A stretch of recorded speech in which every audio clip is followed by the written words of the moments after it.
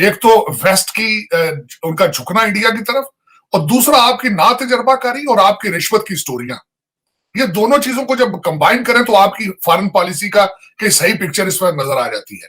दूसरा, उसके साथ उनके कॉम्पिटेंट लोग हैं, उनके लोग मेरिट पर हैं। डॉक्टर जयशंकर का कंपैरिजन कोई नहीं है, और उनकी दूसरी टीम को मैं जानता हूं, उनके पोर्टफोलियो जानता हूं। और दूसरा सबसे बड़ी बात यह है कि नेशनलिज्म है उनके अंदर।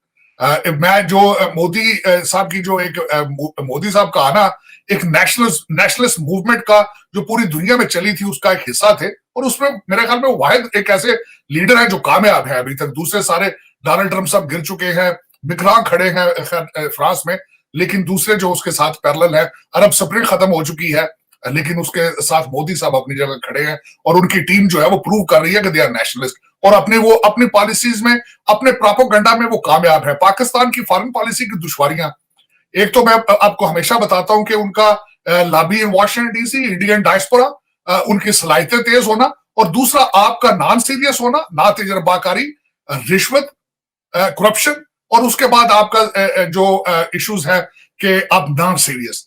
मेरा मकसद है कि आपने अपने रिलेशनशिप्स को सिर्फ डॉलर की हद तक जो है उसको आपने कंक्लूड कर दिया है कि जहां से पैसे मिल रहे हो वो आप उसी के कैम्प में होते हैं। जिस तरह मैं आज आपसे पहले भी बात हम कर रहे थे कि इस वक्त आपने मुसलसल अपने आप को वेस्ट और अमेरिका से डिटैच कर दिया है, बिल्कुल कंप्लीटली। आप अब जरा गौर करें कि पहले आपने एब्सोल्युटली नॉट का नारा लगाया, फिर आपने तालिबान के जश्न मनाए, आपकी high security personality went to Kabul during a very critical period, आपने झंडे लगाए, आपने कहा कि शैकल तोड़ दिए गए हैं, आपने सारा कुछ किया सिर्फ आपने अमेरिका को स्नब करने के लिए, और उस पर वो बड़े नाराज है। उसमें उसके रिएक्शन में इस वक्त वॉशिंगटन डीसी ये समझता है कि हमारे साथ जो कुछ अफगानिस्तान में पिछले 20 साल में हुआ है उसके पीछे आपके अवामिल थे, आप उसमें शामिल थे। एक तो उनको डायरेक्ट इतराज है, दूसरा इस वक्त व्हाइट हाउस के जो आईज एंड ईयर्स हैं वो सारी इंडियन है, वो उनका वो उसमें उसको मजीद उसको तकवीयत मिलती है वहां से।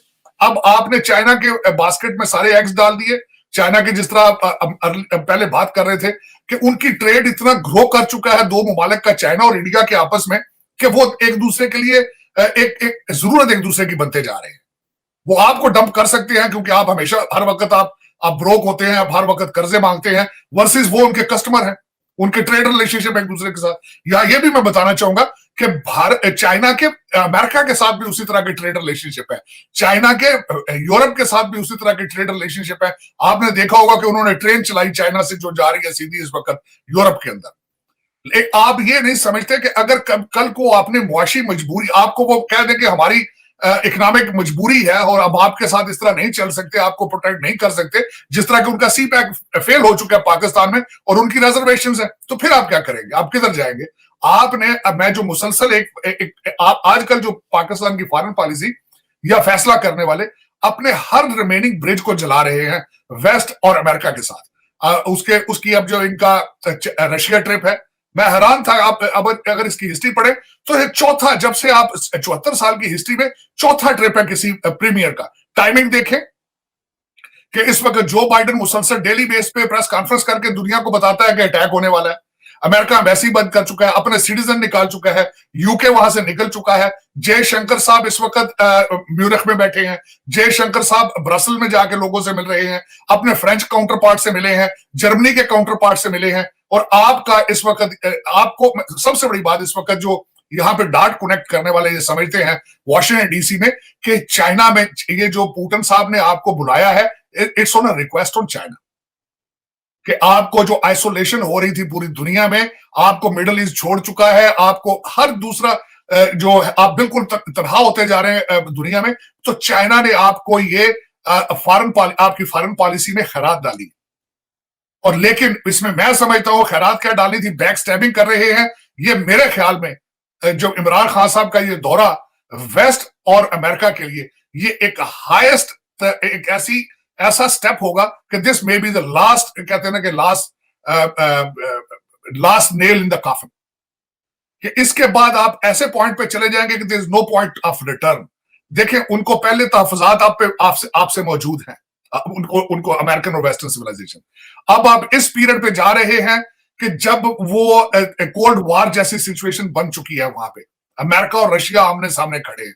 आप जा रहे हैं, आपके अब बताया ये जा रहा है कि आप दो चीजें डिस्कस करेंगे, आप पाइपलाइन डिस्कस करेंगे और अफगानिस्तान की सूरत डिस्कस करेंगे। पाइपलाइन क्या डिस्कस करनी है, आपके पास सी पैक आपसे चल नहीं रहा, कर्जे आप मांग रहे हैं रशिया से और काजकिस्तान से, तो पाइपलाइन तो पैसों से बनेगी ना। ये मेरा मकसद है या तो क्या कागज की बना रही पाइपलाइन, तो उसमें आपके पास पैसे मौजूद नहीं है। अफगानिस्तान जो है वो किसी की बात मानने के लिए तैयार नहीं है, इंक्लूसिव गवर्नमेंट वो बनाना नहीं चाहते, जर्नलिस्टों को वो मार रहे हैं, खवातीन को वो मार रहे हैं, दुनिया से वो मिलकर चलने के लिए तैयार नहीं है।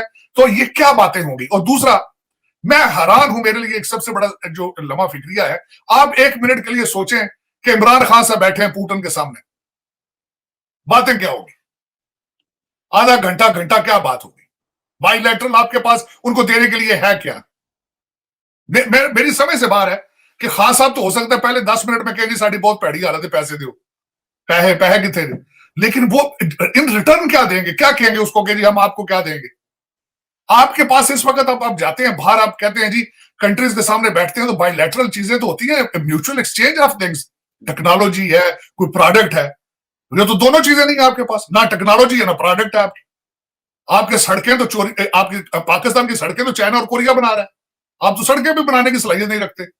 और आपकी जितनी आपका जो ब्रेन है वो ड्रेन होकर कनाडा जा रहा है और मिडिल ईस्ट जा रहा है और यूरोप में जा रहा है, और आप इतने में खुश हैं कि आप वहां से आपको डॉलर आ रहे हैं और डॉलर आपके आप यूके और दुबई की प्रॉपर्टियां खरीद रहे हैं। मेरे पास इस खुशफहमी के में क्यों फिर रहे हैं आप। और तीसरा मेरा जो आखिरी क्वेश्चन चीमा साहब यहां पे ये होगा कि पाकिस्तान में जो सोचने वाले लोग हैं वो समझते हैं जी खान साहब बड़ा काम कर रहे हैं, चाइना से होके आ गए हैं, रशिया जा रहे हैं। आप अमेरिका और वेस्ट के साथ रिलेशनशिप खराब करना, इस चीज को आप अफोर्ड कर सकते हैं। आप अब यूरोप और वेस्ट क्या है, बैंकिंग सिस्टम सारा उनका है, आपको फेटअप में वो अगर रगड़ा लगाते हैं तो आप सर्वाइव कर पाएंगे, आप ग्रे से निकल के अगर ब्लैक में डालते हैं कर पाएंगे। आपकी सारी मिलिट्री सलाहियत जो है और आपकी सारी मिलिट्री ट्रेनिंग अभी तक सारी अमेरिका की प्रोवाइडेड है, आप उसको छोड़ के बिल्कुल चाइनीज सिस्टम पे जा सकेंगे। और चाइना के पास अपना कोई पूरा सिस्टम नहीं है। चाइना तो अब तक सारी दुनिया में सर्वाइव कर रहा है और मशहूर किस चीज पर है, इंटेलेक्चुअल प्रॉपर्टी की थेफ्ट में मशहूर है वो। देखे ना G5 बनाया अमेरिका में था, चोरी करके वो ले गए। ये तो हमारी कमजोरियां, ओबामा जैसे लोग और बाइडेन जैसे लोग आते हैं जो करप्शन में इन्वॉल्व होते हैं और वो हमारी इंस्टीट्यूशंस में से वो लेके निकल जाते हैं चीजें, लेकिन they are not inventor, they copy है ना सारे, वो कॉपी करते हैं। और आज तक कितने मुल्कों की उन्होंने सपोर्ट करके तो एलाइज में उन्होंने जंगें लड़ी, एक भी नहीं। आपको आज तक उन्होंने कोई एड भी दी है, उन्होंने आज तक आपको ग्रांट भी दी है, देते तो कर्जा देते हैं आपको, और आप खुश हैं क्योंकि आपने वो कर्जा और ग्रांट लेके दुबई और लंदन जाना होता है, वो पाकिस्तान थोड़ी जाता है वो। तो इन गिवन सर्कमस्टांसेस में आप अपना आखिरी ब्रिज अब जला रहे हैं, रशिया जाने वाला, और इसके कॉन्सिक्वेंसेस होंगे, क्योंकि कॉन्सिक्वेंसेस की लिस्ट ऑलरेडी मैं वॉशिंगटन डीसी में देख रहा हूं। क्योंकि इस वक्त वो लोग ये समझते हैं कि हम जो अफगानिस्तान से निकले थे, हमारा 20 साल का जो एक हमारी शिकस्त हुई है, it took place due to the Pakistan.